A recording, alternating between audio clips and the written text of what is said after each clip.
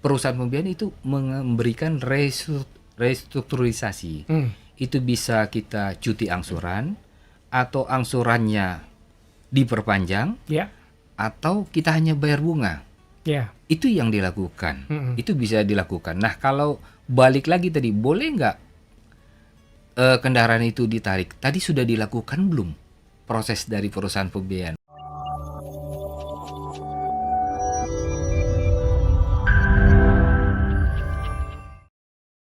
Apakah ada dasar hukum yang mengatur apabila si pengkredit kendaraan tiba-tiba di tengah jalan tidak bisa membayar cicilannya kembali karena extraordinary case? Itu dulu mau dijawab atau? Oke, boleh. Boleh, silakan, Bang Sun.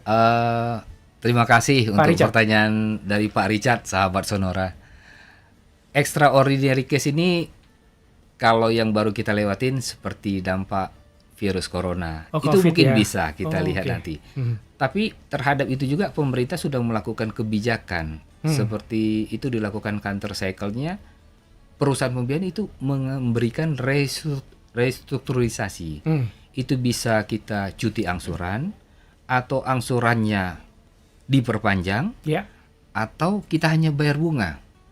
Itu yang dilakukan. Itu bisa dilakukan. Nah, kalau balik lagi tadi, boleh nggak kendaraan itu ditarik? Tadi sudah dilakukan belum proses dari perusahaan pembiayaan? Mulai tadi deskol, diberikan surat peringatan, terus sudah dilakukan lagi kunjungan, dilakukan visit oleh internal, dan kemudian dasarnya apa?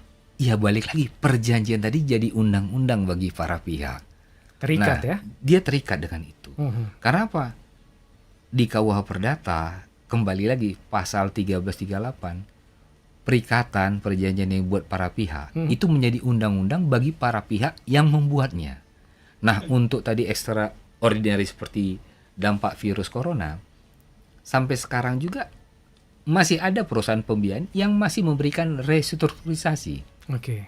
Mereka kasih kebijakan perpanjangan tenor, atau bayar angsuran, atau bunganya saja, atau kemudian cuti angsuran. Itu masih ada. Tergantung perusahaan pembiayaannya. Balik lagi itu dengan apa? Cost of fund yang didapatkan oleh perusahaan pembiayanya.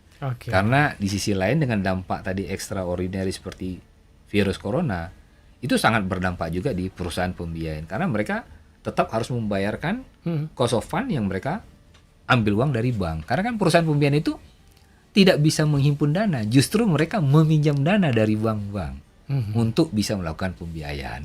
Baik. Ini ada pertanyaannya 2 ternyata ya. Saya teruskan lagi. Masih di Pak Richard ini, Bang Sun ya.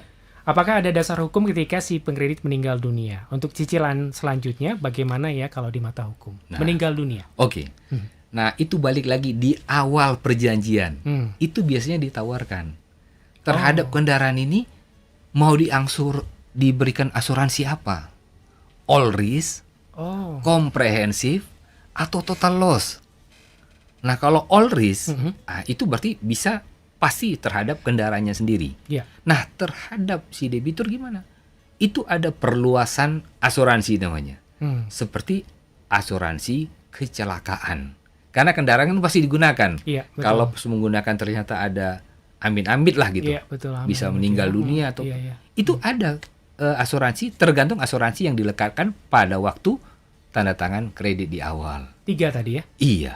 All risk, ada total loss, ada yang perluasan asuransi untuk kecelakaan. Tapi kalau meninggal karena sakit, itu tidak bisa dalam pemberian kredit. Justru asuransinya berbeda lagi, itu untuk kesehatan kita pribadi gitu. Nah, apakah bisa kita tambahkan gitu? Ya tergantung perusahaan pembiayaan, bisa nggak dia pasti referensikan. Kalau untuk masalah kesehatan atau kematian itu ada asuransi sendiri. Tapi kalau asuransi dalam kita menggunakan kendaraan untuk kecelakaan, ada perluasan asuransi, ada kita nambah biaya asuransinya. Nah, biaya asuransi itu macam-macam.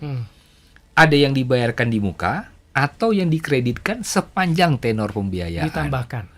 Enggak, sepanjang tenor. Jadi dalam satu angsuran, itu sudah termasuk asuransi juga. Udah termasuk. Itu yang kadang-kadang debitur ada yang belum memahami. Jadi dengan itu dia sudah lekatkan asuransi, sebenarnya sudah mengcover kalaupun seandainya ada apa-apa nanti terhadap dirinya kecelakaan, pasti kendaraan itu pasti dilunasin gitu.